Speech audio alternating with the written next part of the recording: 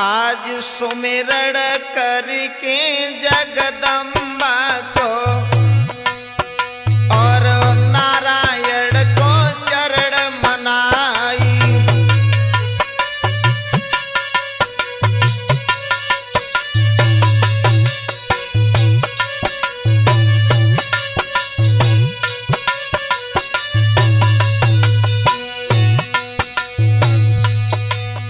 और लिखूं लड़ाई सागर दीप की दहिने खड़ी शारदा माई।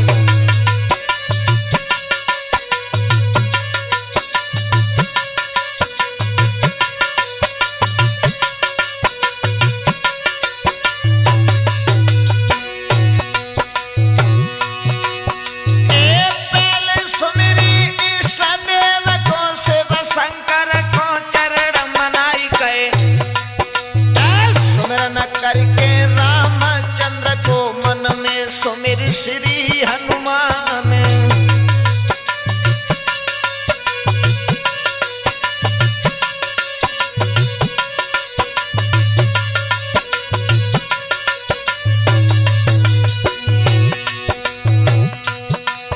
अजु मात कालिका को सुमिरन कर धर के गुर अपने को ध्यान। और माता यलोपा को सुमिरन करे पूजन करो रुके मेरी नारी।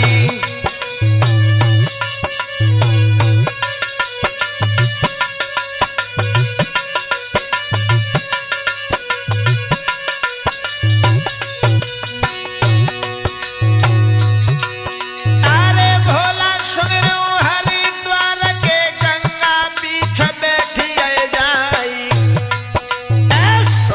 पानी हरे द्वार को जाती खूब करे स्नान।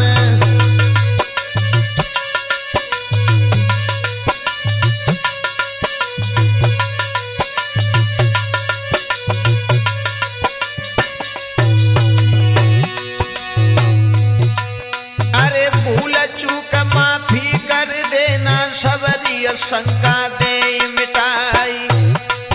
और सुमरे भवानी हिंगलाज की बैठो कंठ सरस्वती माई।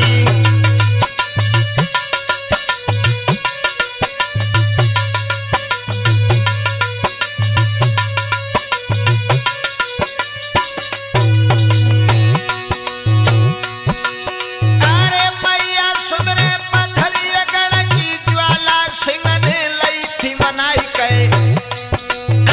सिद्ध काम सब बाके हुई गए तुमने धरो तो शीश पे हाथ।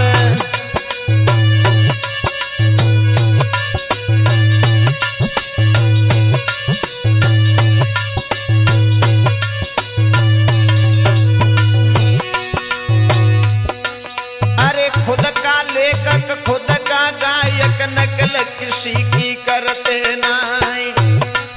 और जो कोई शंका मन में होवे तुम तो मिलो सामने आई।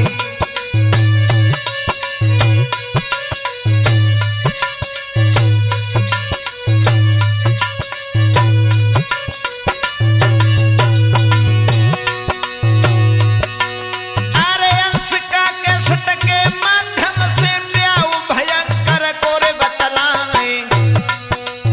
सागर दीपक मैदानन में 7 दिना बाजी तलवारी।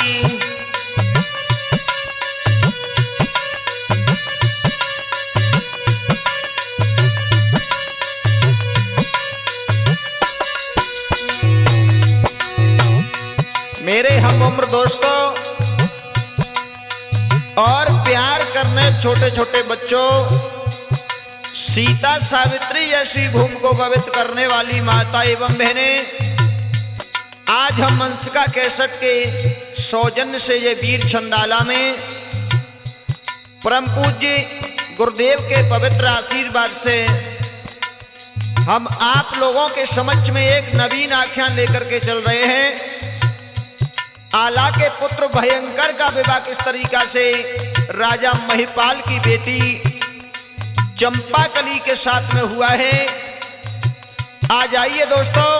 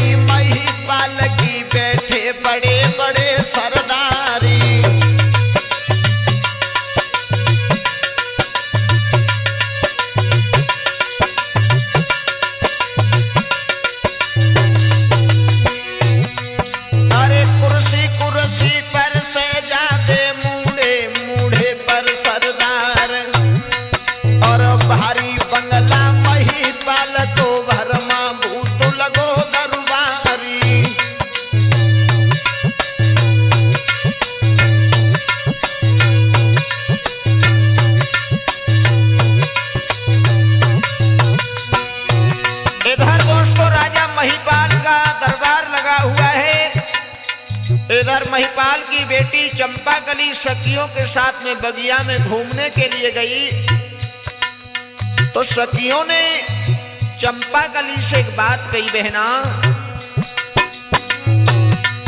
इत बिटिया खेले यज सखियन में जाको रूपुन बरनो जाई और गोरी गोरी पैया नरम कलैया गोरे हते भमीरी गाली।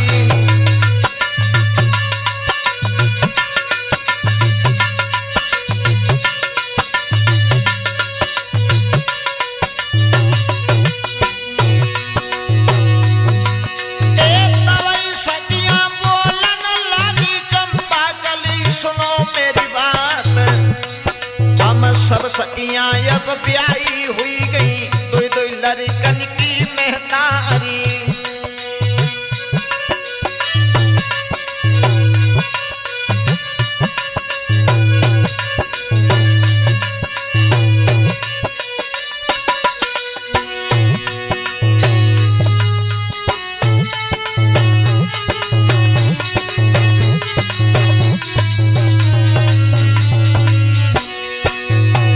सब सखियां एकत्र होकर के चंपाकली से बोली है, बहना अरे चढ़ी जवानी करते रहियो बन में काहे कुकरती नाई रे प्यार। और इतनी सुन के बिटिया रे चली भई पहुंची रंगरे महल के द्वारी।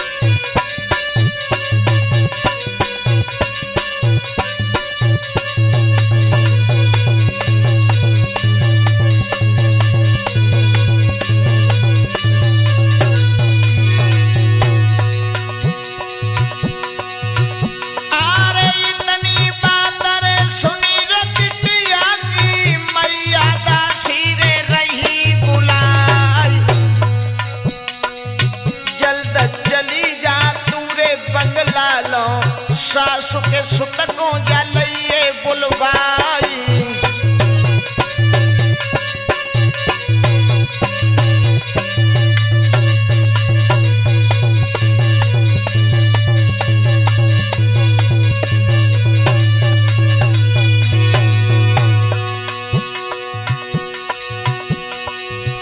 अरे चली बिटरिया रे रंग रे महल से मशक्कत जाती रे मधुरिया चाल और लटकी चुंदरिया रे झुक अब जावे दुतिया दबत रे पाई सो जाई।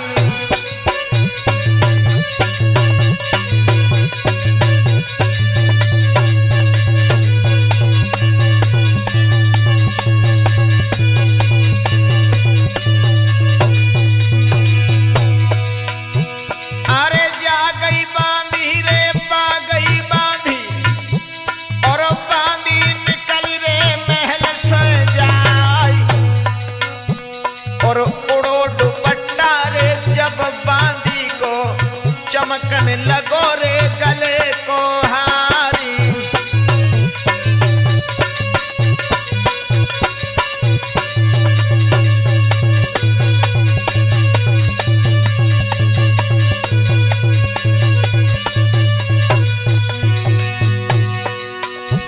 अरे गोरे हाथरे नैन कजरा रे मृगा चंदा की दगायु नहारी और एक तो रूप रे दो करता ने दूसरे सरवरे किए सिंगारी।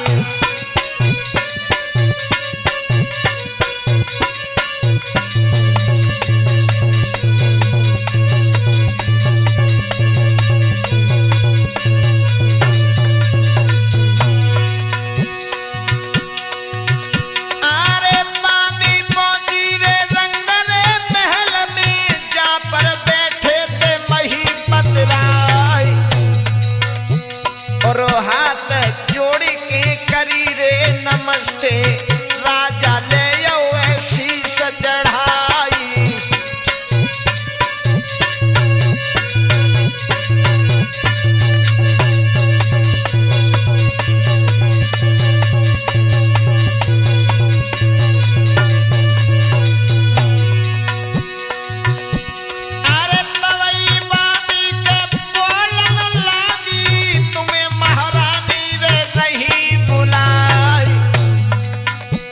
और सुनी खबरिया रे यजु महलन की, राजा हाथ रे लई तलवारी।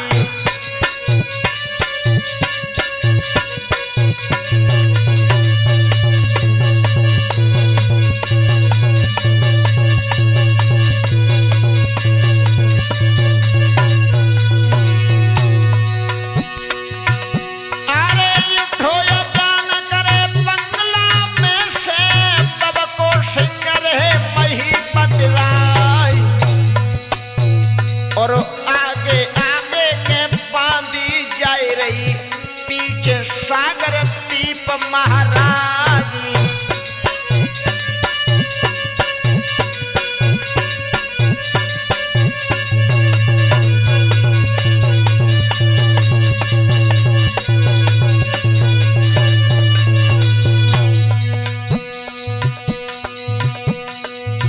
भैया चारी घड़ी के अजियर शामे महलन में आयो, राजा चारी घड़ी के अजियर शामे महलन में आयो।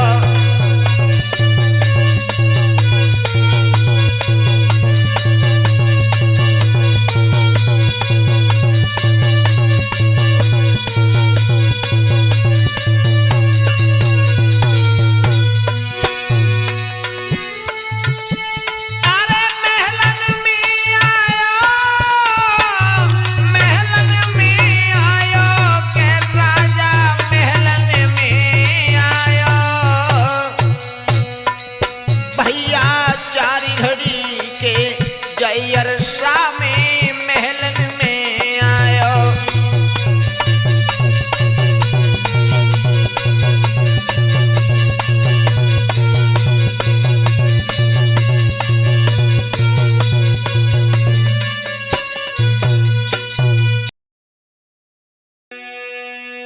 आज उठो अचानक बंगला में से,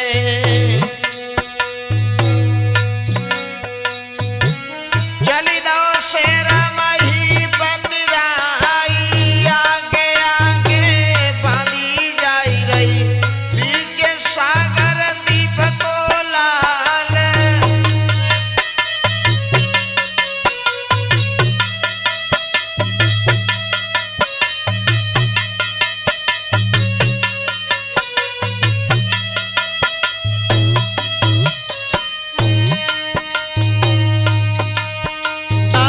कछु घड़ी के अवयरसा में,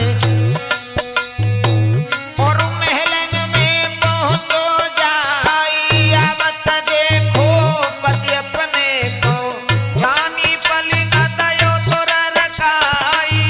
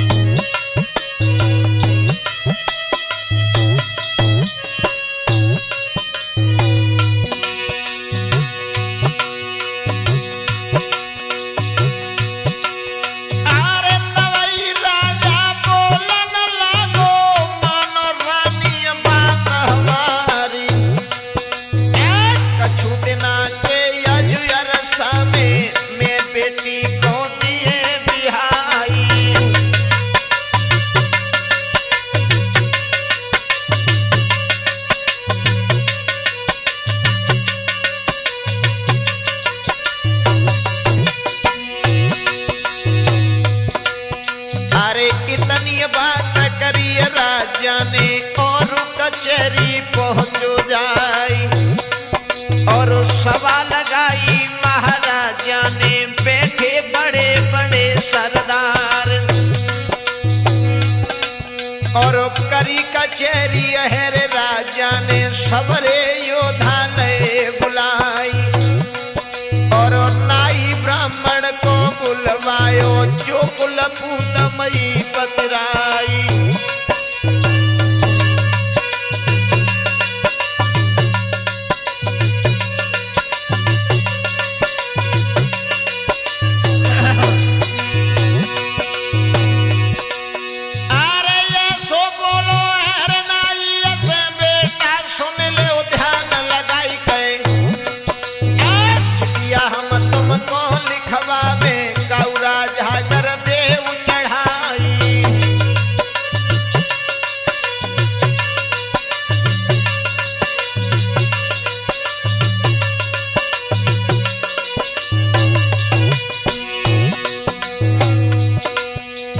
सिद्धि श्री सरनामा लिख के राजा चिट्ठिया लिखी समारी।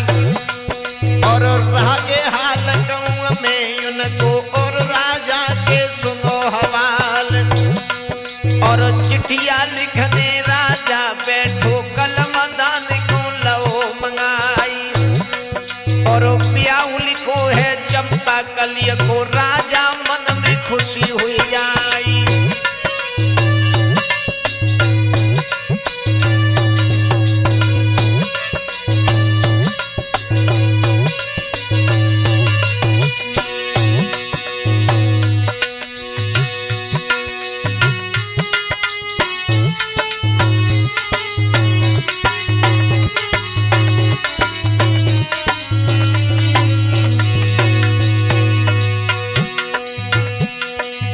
बिटिया एक जनी घर मेरे, बाकों में अब ब्याह रचाऊं। चंपा कली को ब्याह करें, बटे पीरे हाथ लला कर पाऊं।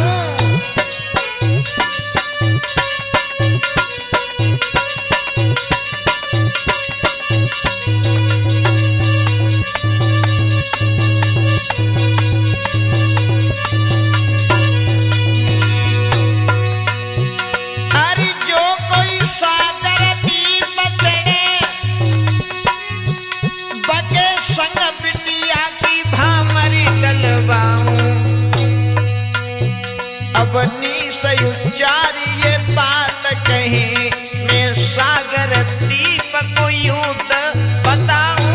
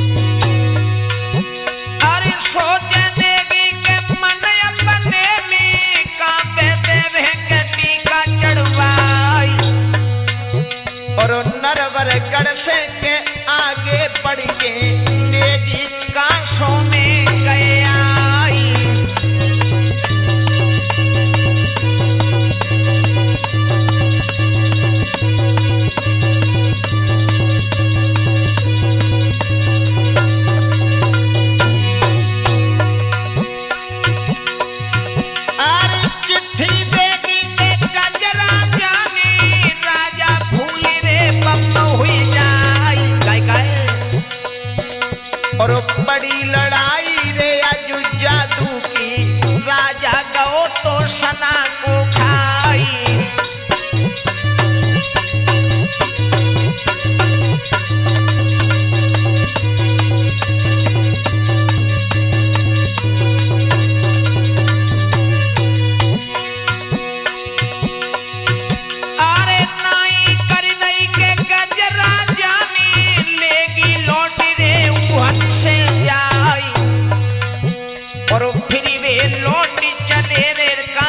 से और मन में बहुत रे रहे दुखियाई।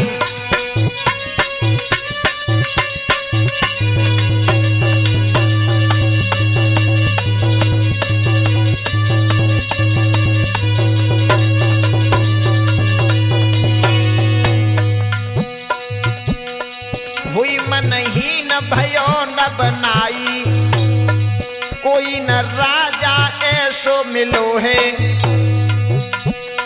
मही पाल को टीका ले, अब काऊ राजा पे नाई झिलो है।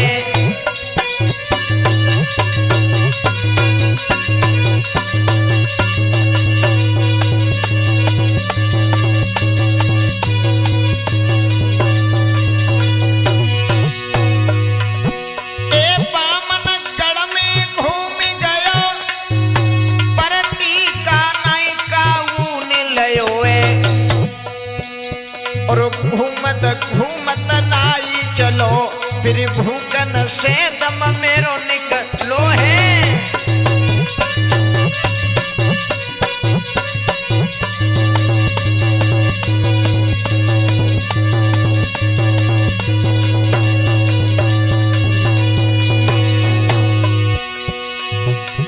अरे घूमत घूमत नाई रे ब्राह्मण गढ़ महुए से निकले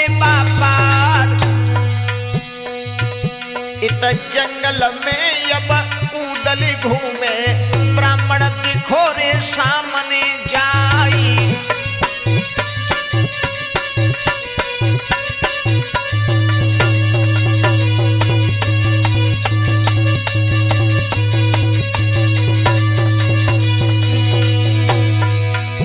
अरे रास्ता रोक लई रे यूदल ने, और ब्राह्मण से कई सुनाई।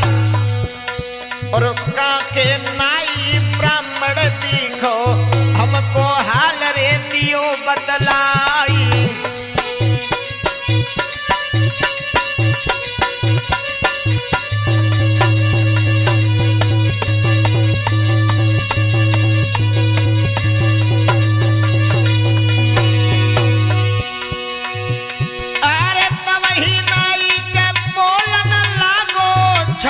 सुन लो कान लगाए, और हम आए हैं के सागर दीप से, जाके पहिरे पाल महाराज।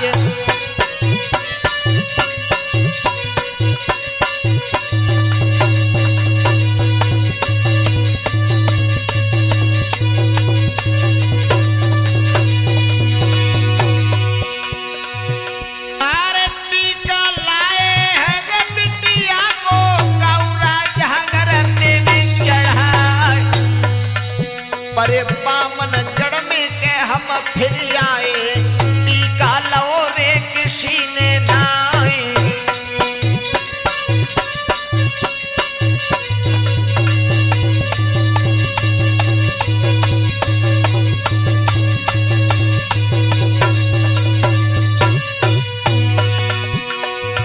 अरे तब ही उदल के बोलन लागो, तुम अब चलो रे हमारे साथ।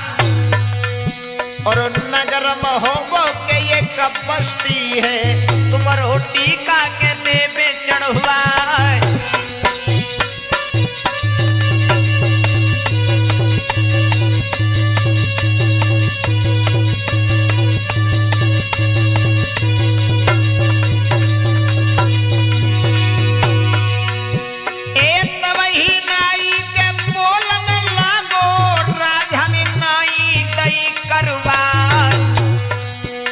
और नगर महोबे में टीका न चढ़ावे, जिंदा ए करे बचे को नाई।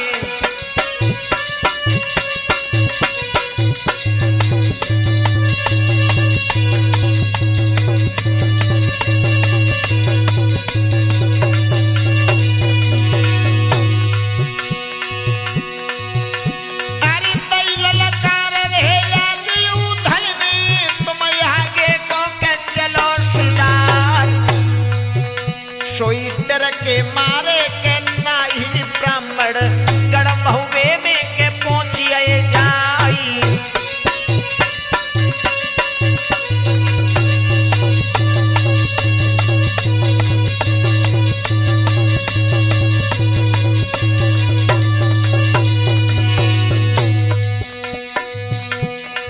भैया लेना ही ब्राह्मण को उदली महुए में आए। भैया लेना ही ब्राह्मण को उदल महुए में आए।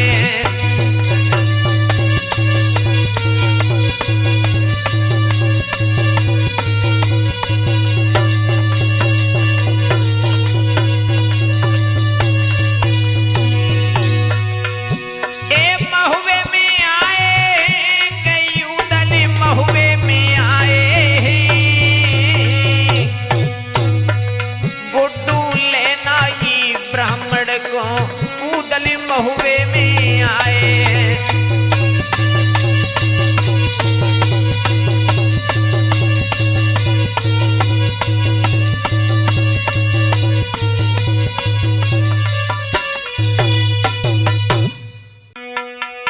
आजो लगी कचहरी है आला की,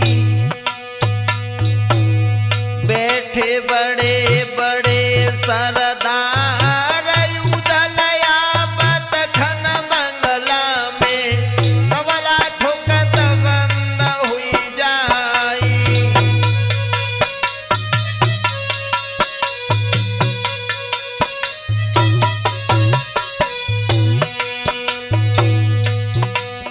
सोई हाथ जोड़ के उदल बोलो,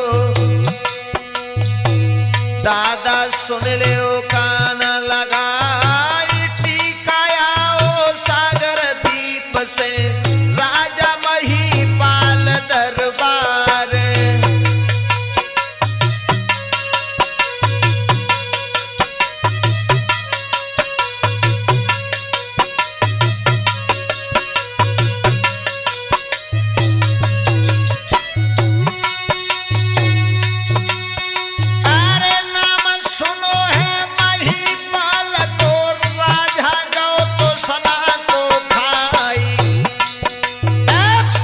सबे जी देव नाई को मन टीका ले चढ़ाई।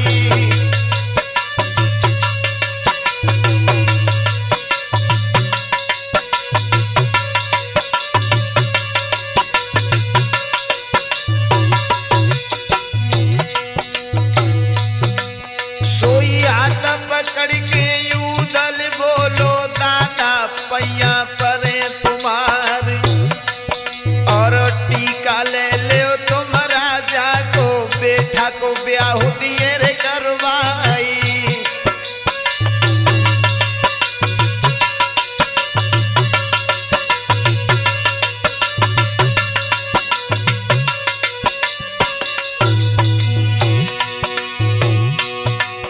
अरे धमियाला बोलन लागो और भैया सुनो युदे चंदलाली।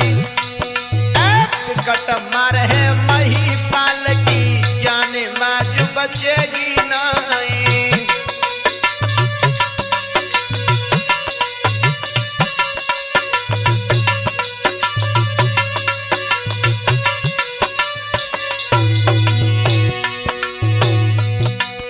अरे तब ही उदल बोलन लागो, दादा सुनो हमारी बात। और इकले उदल के मोड़े पर कोई छत्री न डाल हाथ।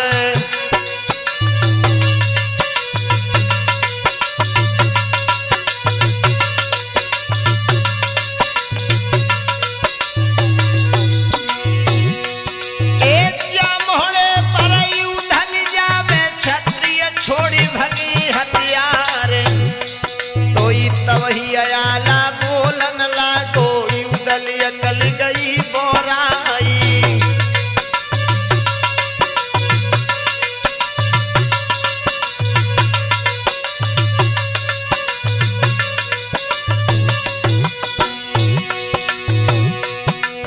अरे फिर के जवाब उदयो उदल ने दादा मंडली के अवतार और ब्याह भयंकर को कर लावे दादा पैया परे तुम्हारी।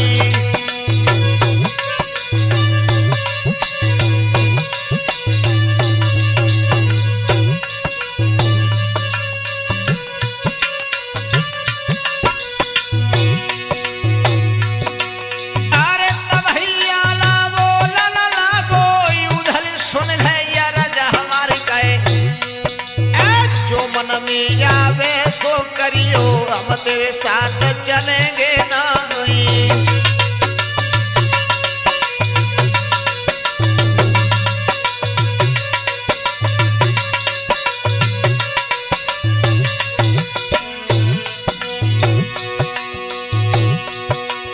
अरे यूधन बोलो अरे आला से दादा मंडली गयो तार गए बंदे बछेड़ा कट्टर हुई गए बैठे जवान गए धुंधियाई।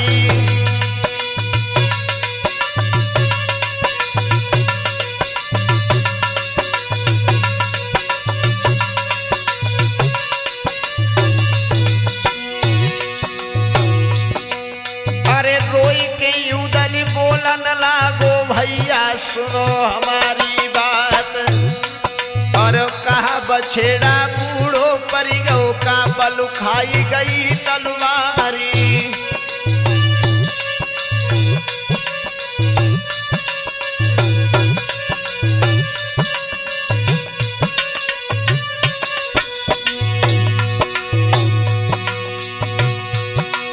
अरे मोई लड़न की इच्छा लागी गुदरी में यूली रही थी तलवारी गए बहुत दिना मोए बैठे हुई गए हाथन खुजली रही सताई।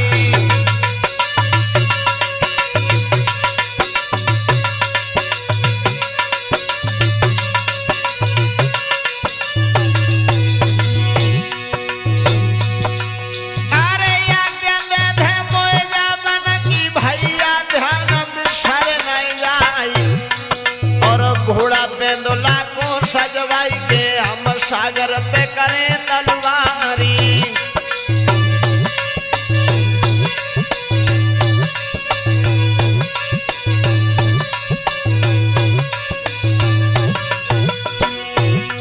सोई रोई खियाला बोलन लागो युदल मानो बात हमार। अरे एक मैया के दुई सुत हो भी एक एक बली सरदार और एक जूझ जय रण खेतन में दूसरो गहरे ढाल तलवारी।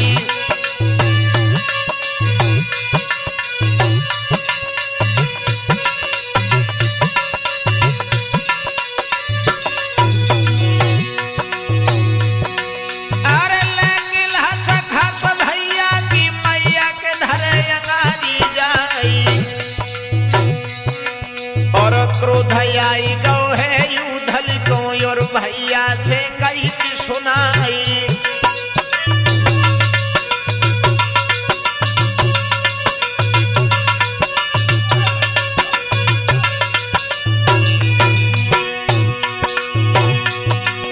अरे ब्याह भयंकर को कर लावे दादा देवो नजर गुजारे और हामी भर दई है आला ने टीका तुरत लयो चढ़वाए और भोजन नाई और ब्राह्मण को इलाला निदय करवाए और इतने नाई आगे बढ़ गो सागर दीप में पहुंचो जाए और नाही ब्राह्मण को जब देखो और राजा ने लो बुलाए और कहा बेटी का धड़ा चढ़ियाए सवरो हालत बतलाए।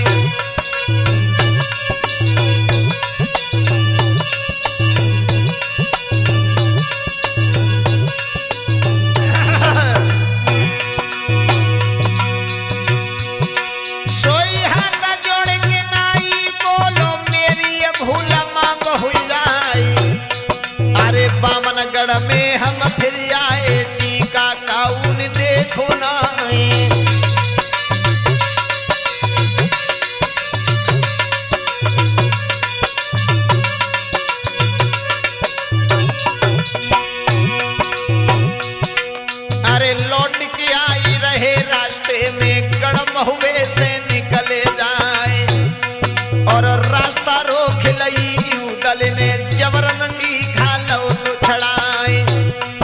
अरे भोरे चढ़ गई अब राजा की नैना कालवरन हो जाए और नाई पंडित से भागे अपनी ले गए जान बचाए।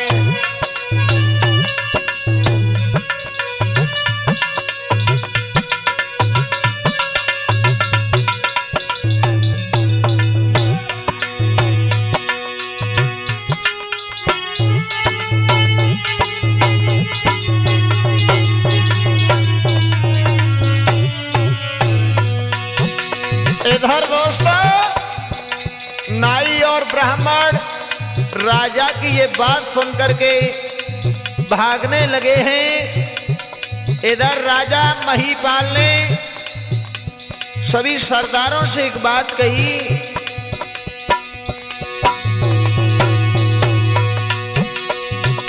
इतना हुक्म करा रे महीपाल ने मंत्री सुनिल है कान लगाई। काय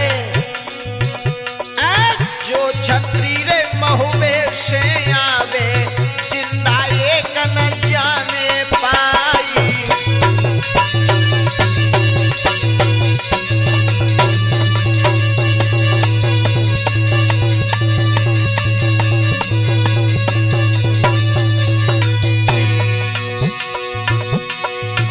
अरे जान से मारो रे बाबा जी को और जिनकी जाति रे बना फरनाई।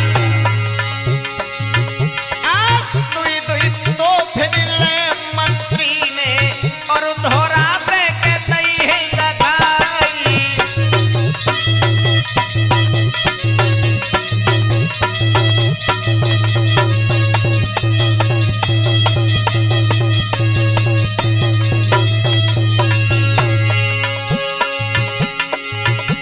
अरे दुई दुई दरबारी रोया बल्ले के चार तरफ को दे थे लगाई।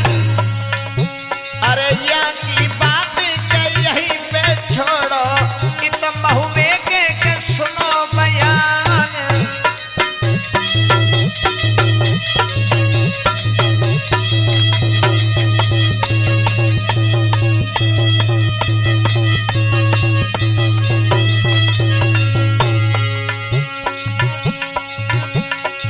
भैया गण महुए की फौज के सज सागर को जाई रही है।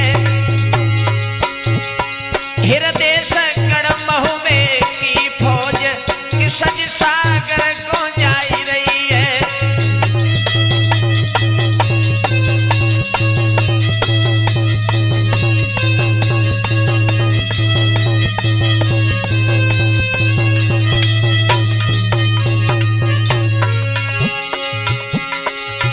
सागर को जाई रही है, गुड्डू सागर को जाई रही है।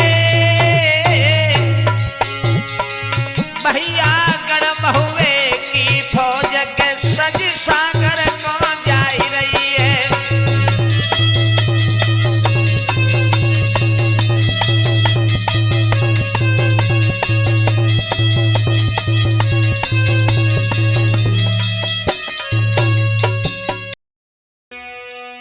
आरे कब कब निबिया करुई लागे और कब कब लगे शीतला छाँव। कब कब भैया बेरी लागे कब कब लगती दूसरी बाँव।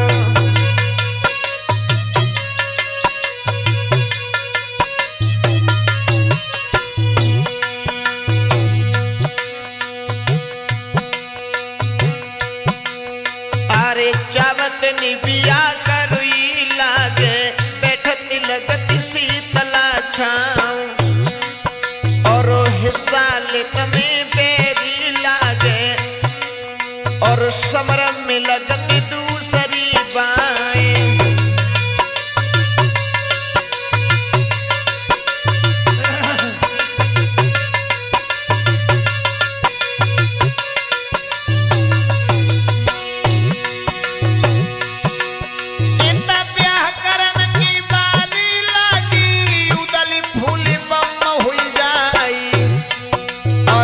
खबर भेज दई है मलिके को, मलिके महलन लय बुलवाई।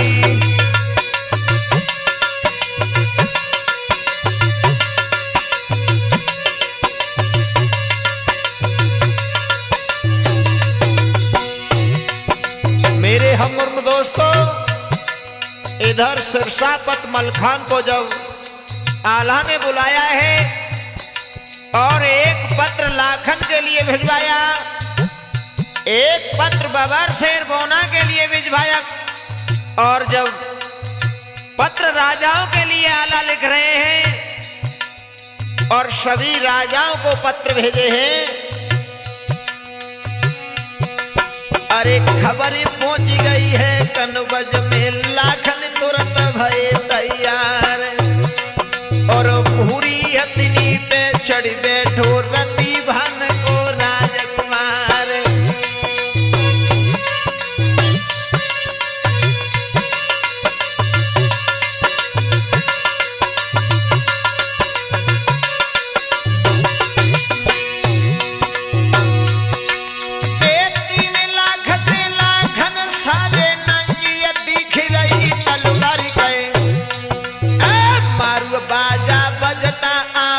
घूमते आवे लालन शान,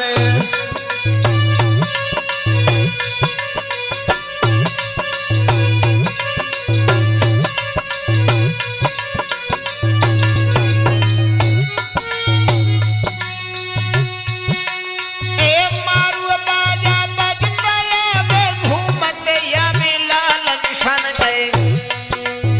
लाखन साजो है रे बंगला में, मैया आरती करी उंगारी।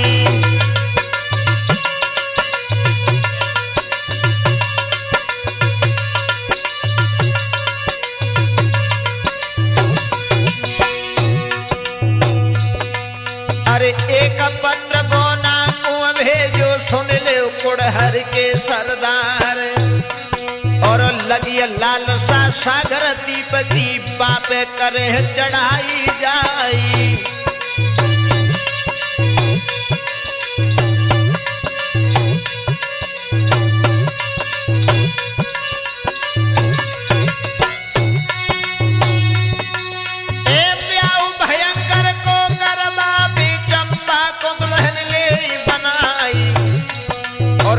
खबरें पाई बोना ने तुरंत ही हुक्म दयो करवाई।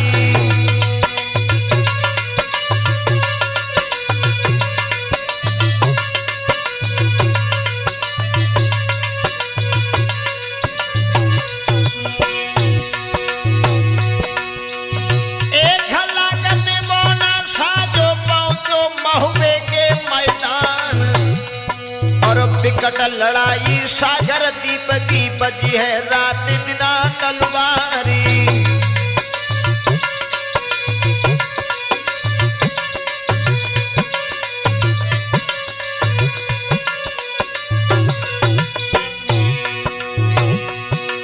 अरे हुक्म सुनायो है रयाला ने, तुरंत ही फौज भई दी तैयार कहे। पांचों कपड़न को पहनो है, पांचों बांध ले हथियारी।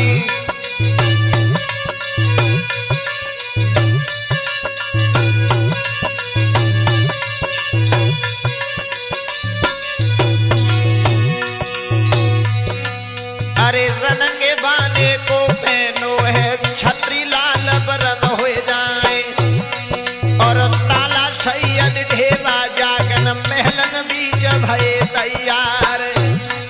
अरे ब्रह्मा साजो रंग महल में इतमलना के सुनो हवाल, और टोला लाओ चंपा कलिय को मेरी नगरी गुजारो आए। अरे बड़ी बड़ी तोफे को सजवाए ले, तोफे लाल वरन हो जाए, और क्षत्रिय छोना कुमर खिलौना सज के तुरंत भये तैयार।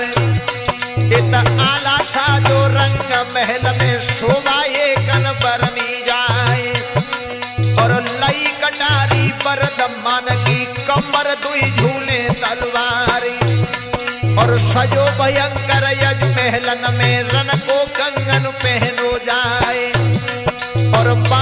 शेरा लो बेटा ने जा पे छटान बरनी जाए और लय हथियार आज बेटा ने सो कुदरी में लय छिपाए और सज के बेटा ठाड़ो हुई गो मैया आरती तरी उतारे।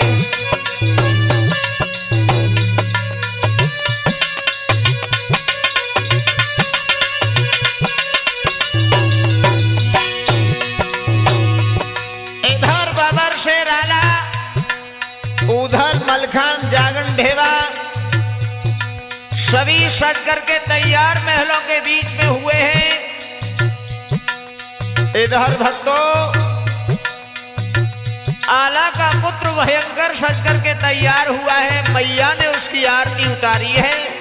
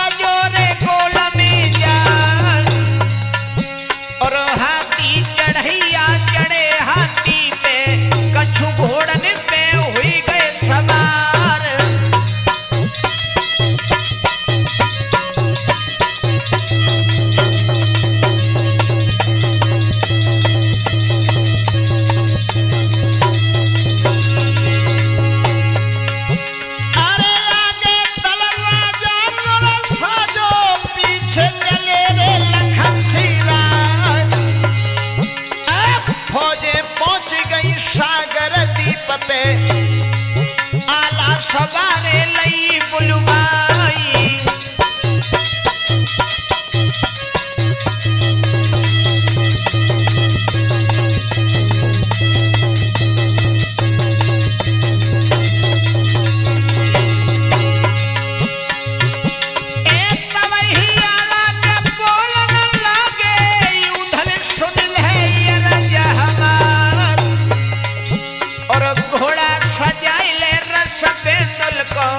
गुरु अमरा को के लिए बुलाई।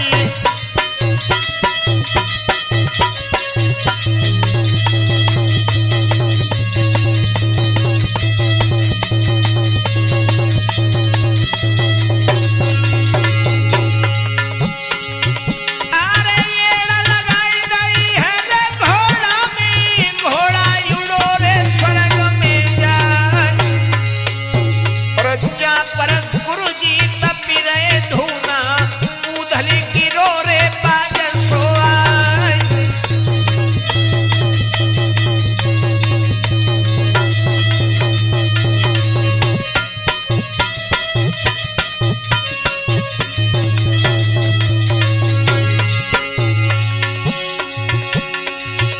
ए पाए लागी लए रे बेटा ने और गुरुजी आशीर्वाद दो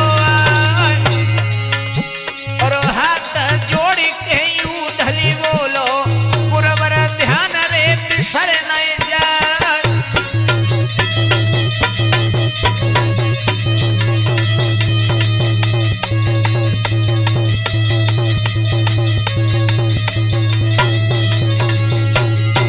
इधर भक्तों उदल बाबा से गुरु अमरा को लेने के लिए चला है। इधर आला ने क्या किया, आहा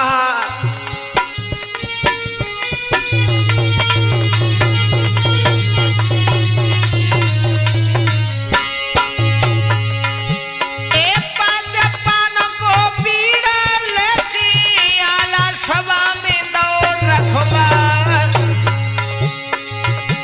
और जो कोई सूर रे आज भोजन में जो बीड़ा को के जावे जबाए।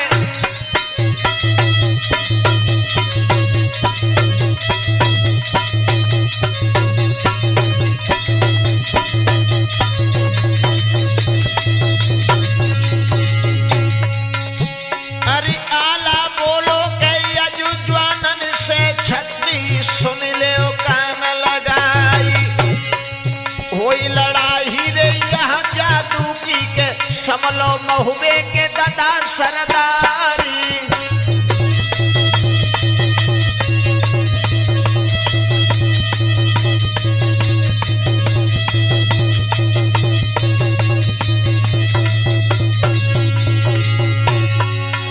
अरे नाम सुनत घनयव जादू को सबई भूपरे गए घबरा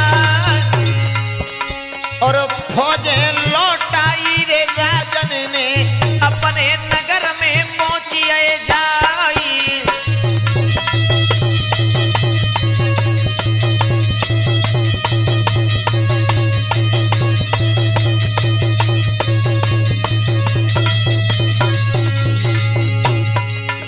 इधर आल्हा ने कहा या जादू का घमासान युद्ध होगा। सभी राजाएं अपनी अपनी फौज लेकर के वापस लौट जाते हैं भक्तों। इधर उदल गुरु अमरा को लेकर के डेरों में आया है बाबर से।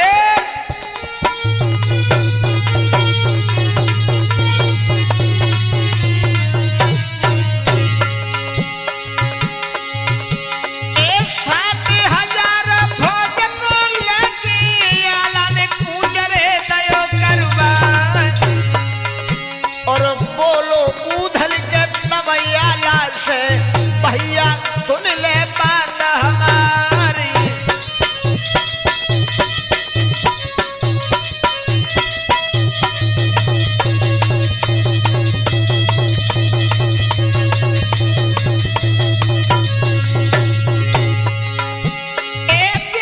भयंकर को करनो है भैया मानो रे कई हमार।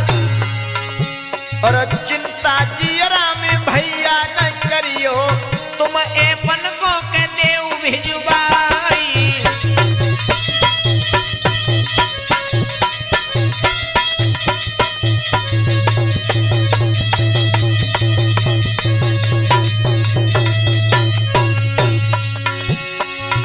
अरे ले लई पाती रे यजिया हलाने और कलमा दान को लो है मंगाई।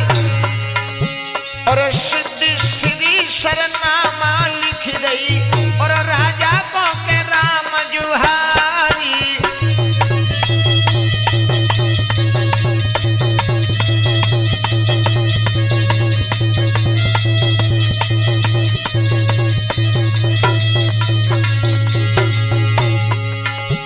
अरे लिखी हकीकत गण महुबे की आगे लिखो रे भयंकर हाल। और दूल्हा बनके के भयंकर आओ राजा शादी के देवो करवाई।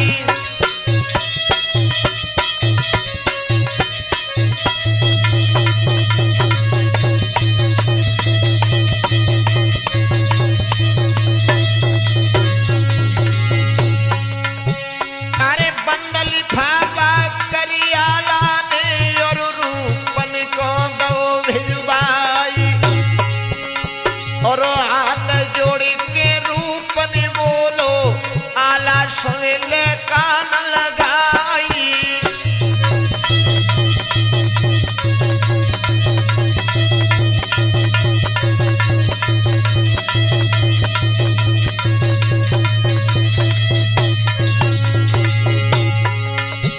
एक घोड़ा पैदला मोको दे दे और दे देवो के ढाल तलवार। और फिर ललकार रे तैयाला ने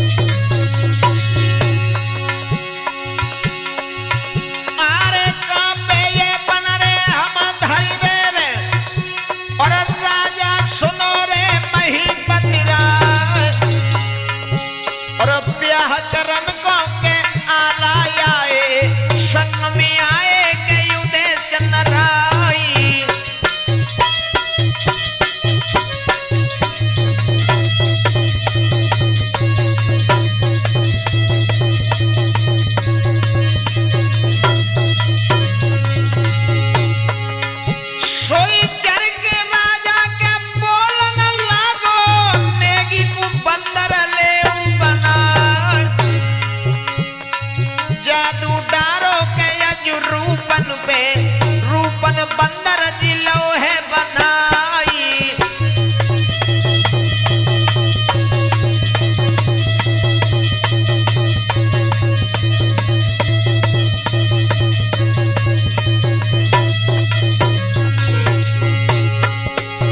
अरे रूपन भागो गया जो महलन से और डेरन में के पहुंचियो जाए काय गए और आता देखा के रूपन बंदर तब आलाने जा कई दई सुनाई।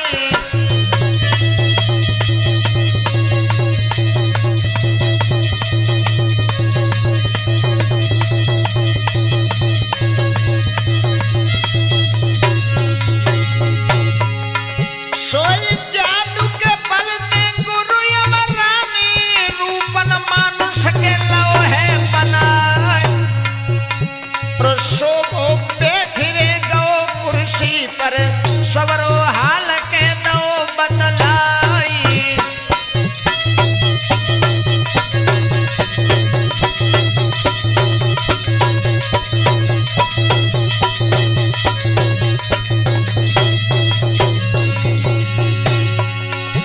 एक गुड्डू यादव के शिष्य हमारो और सुंदर ढोलक के रो है बजाए और सीताराम भगेल जी पास में सुंदर दीनी झनकार लगाई।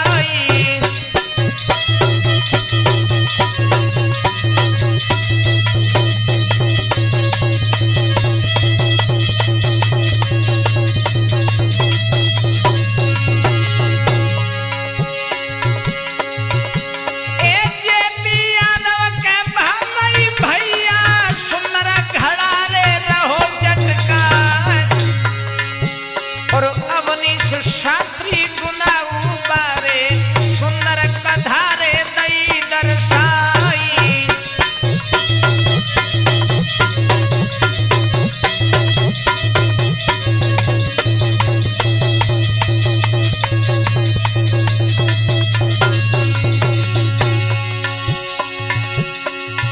अरे यहाँ से आगे की नजारे कहानी और दूसरे भाग में दिए सुनाए और करो प्रतीक्षा के अब आगे की गुड्डू ध्यान रे बिसर नहीं जाए।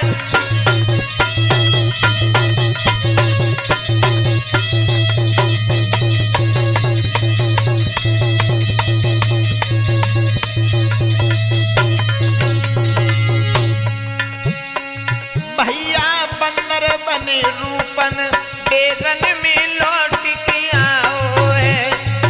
गुड्डू बंदर बने रूपन डेरन में लौट के आओ है।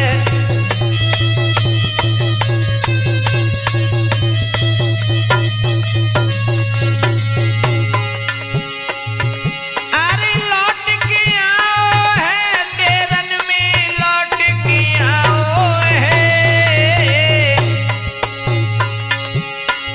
भैया बंदर बन के रूपन लौट